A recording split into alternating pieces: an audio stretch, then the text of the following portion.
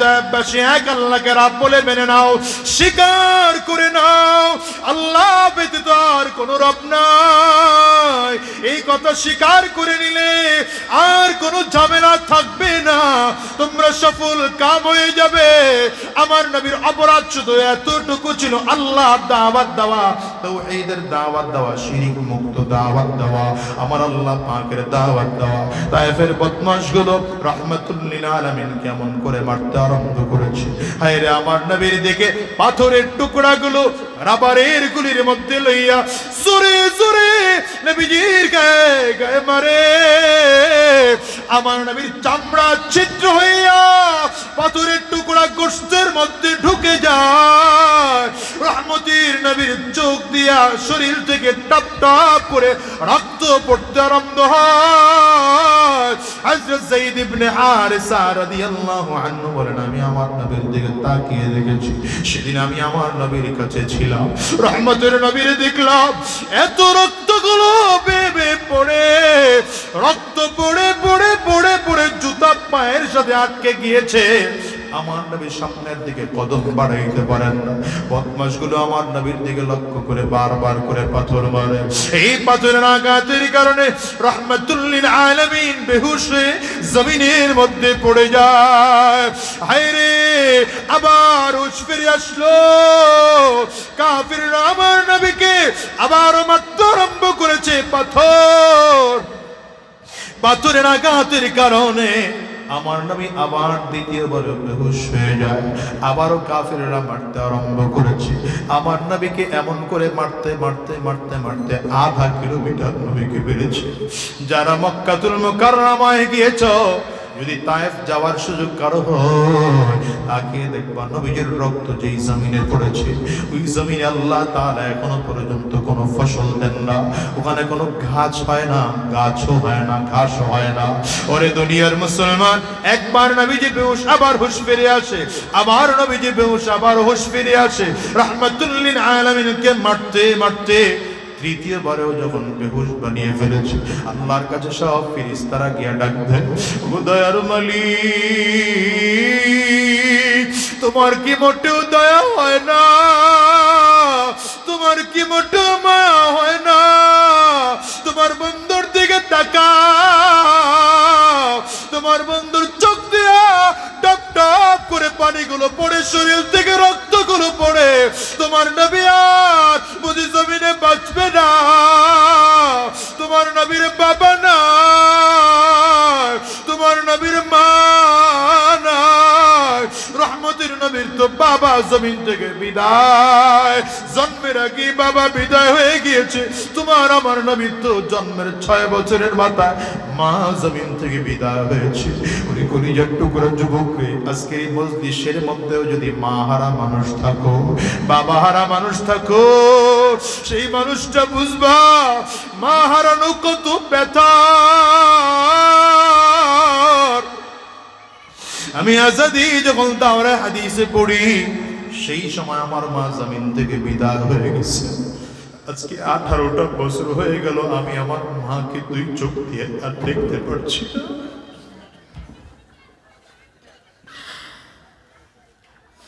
এখন আমি চাইলে আমার মাকে নিজের টাকা দিয়ে একটা ফল কিনে খাওয়াইতে পারি না। আমি চাইলে আমার মাকে একটা কাপড় কিনে দিতে পারি না। ওরে যুবক, রহমতের নবীর তো মা ছিল না, বাবা ছিল না। আমার নবীর 8 বছরের মাথায় দাদাও জমিন থেকে বিদায়। এই মজলিসের মধ্যে এমন মানুষ যদি থাকো মা হারা, বাবা হারা, ওই মানুষটা আমার কথার হয়তো মর্ম বুঝবা। এ বাজান রে, আমার মতো কার কার ঘরে মা নাই? একটু হাতটা উঁচা করে দেখো। কার কার বাবা নাই? বাজান তোমরা হাতগুলো উঁচা করো, হাতগুলো তুলে রাখো। আমার যুবকেরা তাকিয়ে তাকিয়ে দেখুন, মা হারা মানুষগুলোর চোখ দিয়ে কেমন করে পানি বের হয়, বাবা হারা মানুষগুলোর চোখ দিয়ে কেমন করে পানি বের হয়। হাতগুলো তুলে রাখো। যুবক, এই মানুষগুলোর চারদিকে একটা বারের জন্য একটু তাকাও। এদের কারো ঘরে মা নাই, কারো ঘরে বাবা নাই।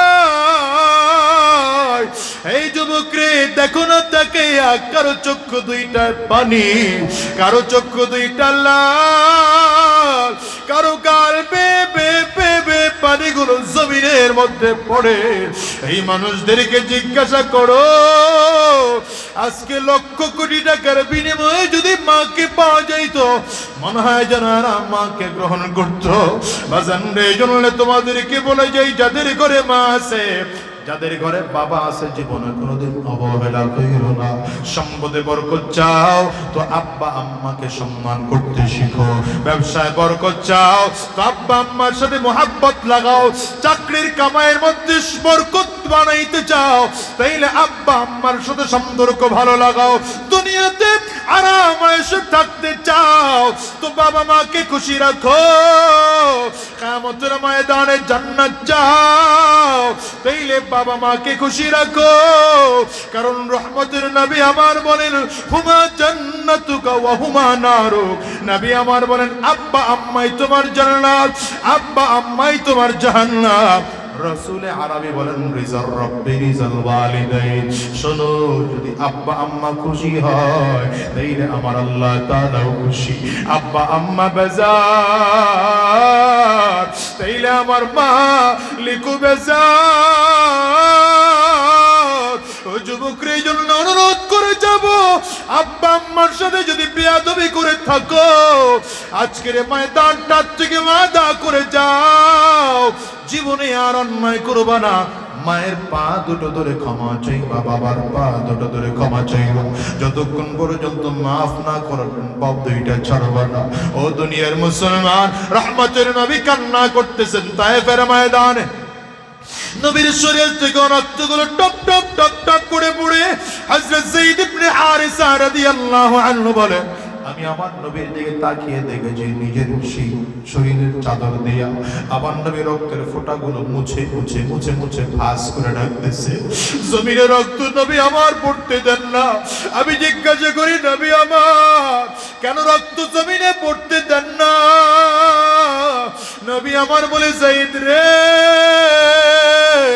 আমি নবীর রক্ত বড় পবিত্র রক্ত। এই রক্ত কাফিররা না বুঝে জড়িয়েছে। আমি নবী বড় ভয় হয়, এই রক্ত যদি তায়েফের জমিনে পড়ে থাকে তাহলে আমার মালিক বুঝি বেজার হইয়া তায়েফবাসীকে আর কোনোদিন ফসল দিবেন না। আমি নবী জন্য রক্ত জমিনের মধ্যে পড়তে দিই। কত মায়ার নবী আমার, কত দয়ার নবী আমার। ও যুবক রে, ওই নবী যখন বদরের ময়দানে গিয়েছে, উহুদের ময়দানে গিয়েছে, কাফিররা আমার নবীকে লক্ষ্য করে মারতে আরম্ভ করেছে। আমার নবীর দিকে যখন লক্ষ্য করে তীর মেরেছে, রাহমাতুল লিল আলামিনের তীরের আঘাতের কারণে মাথার মধ্যে লোহার টুপি পড়া, লোহার হেলমেট ভেঙে নবীজির মাথার খুলির মধ্যে লোহার টুকরা ঢুকে যায়। এত ভেতরে ঢুকে গিয়েছে, আমার নবীর রক্তগুলো টপ টপ করে করে শরীর বেবে পড়ে। রহমতের নবী চার মধ্যে হাত দিয়ে তাকিয়ে দেখে পুরো হাত রক্তে ভিজে যায়। নবীজি ডাক দেয়, আল্লাহ। যেই জাতি নবীর চার হাত থেকে রক্ত ঝরায় সেই জাতি কেমন করে সফল কাম হবে? আরে নবীজি বেহুশ হয়ে কিছুক্ষণের মধ্যে জমিনে পড়ে যায়।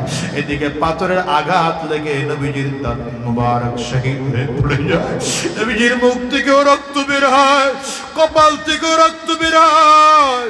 কাফিরের এই কথা শুনে, দৃশ্য দেখে এলান করে দিল পুরো উহুদের মধ্যে, কদ কুতিলা মুহাম্মদ, মুহাম্মদ জমিন থেকে বিদায়।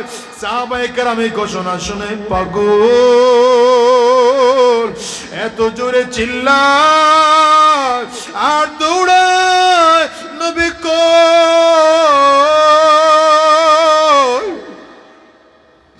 নবী যদি না থাকে আমরা বেঁচে লাভ নাই। হযরত আলী রাদিয়াল্লাহু আনহু বলেন, আমি কত জায়গায় দৌড়াইলাম, আমার নবী কোথায়? না কোথাও গিয়ে আমার নবীকে খুঁজে পাই না। ওই যেখানে শুহাদায়ে উহুদের লাশগুলো রাখা হলো সেখানে গেলাম না, সেখানেও নবীর পাওয়া যায় না। কোথায় আমার নবী? পুরো ওদের ময়দানটা সাহাবায়ে কেরাম পাগলের মতো করে করে খুঁজতেছে, কোথাও নবীরে খুঁজে পায় না। ওদিকে হানজালা রাদিয়াল্লাহু আনহু বিবির সাথে সেদিন আরামে দিন কাটায়। হানজালার কানের মধ্যে আওয়াজ চলে গেল, নবী জমিন থেকে বিদায়। হানজালা পাগল বিবির দিকে তাকিয়ে বলে, বিবি আমার তাড়াতাড়ি করে জুব্বাটা দাও। হানজালা জুব্বাটারে লইয়া শরীরের মধ্যে পেঁচাইয়া এক হাতে তরবারি লইয়া আরেক হাতের মধ্যে ঢাল লইয়া সামনের দিকে আগায়। স্ত্রী ডেকে বলেন, কই যাও? বলে, আমার বাধা দিও না, শুনেছি রহমতের নবী জমিন থেকে বিদায় হয়েছে। আমার নবী যদি না থাকেন আমার দুনিয়ার বেঁচে থাকার মতো কোনো স্বাদ নাই। বিবি ডাক দিয়া বলে, দাঁড়াও, তুমি তো নাপাক অবস্থায় আছো, একটু পানি এনে দেই, তারপরে গোসল করে যাও। হানজালা ডাক দিয়া বলেন, এখন পানি আনার সময় হলো, শুনেছি উহুদের ময়দানে নবী জমিন থেকে বিদায় হয়েছে। নবী যদি জমিন থেকে বিদায় হয়, আমি হানজালার সময় না, যদি গোসল করতে হয় দুনিয়ার কোনো পানি দিয়া না, শহীদ হইয়া আল্লাহর জান্নাতের পানি দিয়া গোসল করব। ও দুনিয়ার মুসলমানেরা, উহুদের ময়দানে সাহাবায়ে কেরাম পাগলের মতো হয়ে গেল, কোথাও আমার নবীকে খুঁজে পায় না। হঠাৎ করেই দেখে এক গর্তের ফাঁকে নবীজি হুমড়ি খেয়ে পড়ে আছে। নবীজির চেহারাটা রক্ত মাখা। সাহাবে একজন তাকায় দেখেন আমার নবীর মাথার খুলির মধ্যে লোহার টুকরা। এই সাহাবে মাথার লোহার টুকরার মধ্যে কামড় দিয়া জোরে জোরে টান দেয়, কিন্তু লোহার টুকরা এত ভেতরে ঢুকেছে লোহার টুকরা বের হয় না। সাহাবের দাঁত দুটো ভেঙে জমিনে পড়ে গেল। পাশের আরো দুইটা দাঁত দিয়ে কামড় দিয়ে আবার টান দেয়। অন্যান্য সাহাবীরা ধরে টানে, এমন করে পাগলামি করো না, আমরা নবীর চিকিৎসা করে ভালো বানিয়ে দেব। এই সাহাবী কান্না করে আর বলে, আমারে ছাড়ো, আমার নবীর মাথায় লোহার টুকরা থাকবে আর আমার মুখের দাঁতগুলো আস্ত থাকবে, এটা হতে পারে না।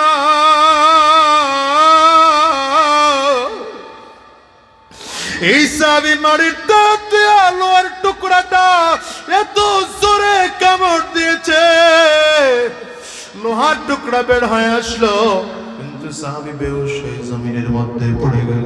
ও দুনিয়ার মুসলমানেরা, কেমন করে তোমারে বোঝায়? আজকের ভোলার মতো একটা চর অঞ্চলের মধ্যে এতগুলো মানুষ দিনের কথা শুনতেছে। এই দিন এমনি এমনি বাংলাদেশে আসে নাই। নবীর সাহাবায়ে কেরামদের রক্তের বিনিময়ে দিন এই দেশে আসছে। নবীদের জীবনের, নবীর সাহাবায়ে কেরামদের জীবনের বিনিময়ে দেশ এই দেশে আসছে। আমার নবীর দান্দান মুবারক শাহাদাতের বিনিময়ে ইসলাম এই দেশের মধ্যে এসেছে। নবীজির শরীরে আঘাত সহ্য করার বিনিময়ে এই দেশে ইসলাম এসেছে। এই জন্য সাবধান, এত মার কেন খাইলেন আমার নবী? নবীর তো মার খাওয়ার দরকার ছিল না। আল্লাহ তাআলা তো আমার নবীকে অফার দিয়েছিলেন, ওয়ালা সাউফা ইউতিকা রাব্বুকা ফাতারদা। ওগো পয়গম্বর, আপনি যদি চান, আপনি খুশি হওয়ার আগ পর্যন্ত আমি সম্পদ আপনাকে দিতেই থাকবো। নবীজি কেন নেন নাই? একমাত্র তাওহীদের দাওয়াত দিতে গিয়া, আল্লাহর একত্ববাদের দাওয়াত দিতে গিয়া, ঈমানের দাওয়াত দিতে গিয়া নবীজি এমন করে মার খেয়েছিল। এইজন্য বলে যাই বাজার, সূরাতুল ইখলাস থেকে তোমাদেরকে বুঝাইলাম, আল্লাহ বলেন এক এবং একক, এক নম্বর শপথ করে বিদায় হও। আমরা যতদিন এই জমিনে বেঁচে থাকবো এক আল্লাহর গোলামি করব। বলেন কয়জনের গোলামি করব? আঙ্গুলটা উঁচা করে চিল্লায় বলো, কয়জনের গোলামি করব? দ্বিতীয় নম্বর ওয়াদা, দ্বিতীয় নম্বরে শপথ করে এখান থেকে বিদায় হও। যতদিন এই জমিনে থাকবো আল্লাহর বিধান জমিনে বাস্তবায়নের জন্য মেহনত করব। এই দুইটা ওয়াদা করতে কারা কারা তৈয়ার? দুইটা হাত উঁচা করে আল্লাহকে দেখা। আওয়াজ দিয়ে চিৎকার করে জোরে ডাকো আল্লাহ, আরো জোরে আল্লাহ,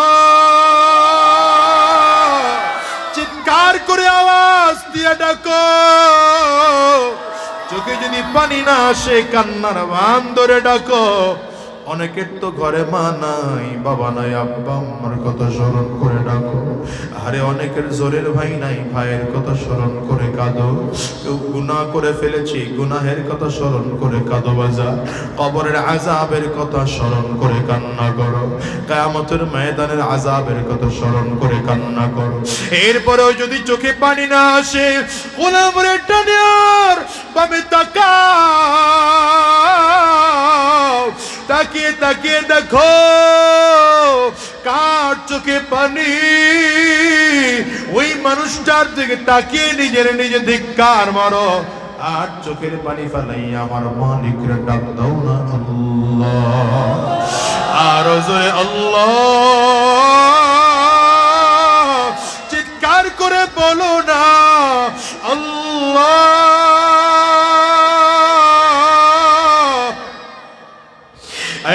আমরা সবাই মিলে ওয়াদা করলাম হারাম রাস্তায় চলবো না, শয়তানি রাস্তায় চলবো না, গুনাহের পথে চলবো না।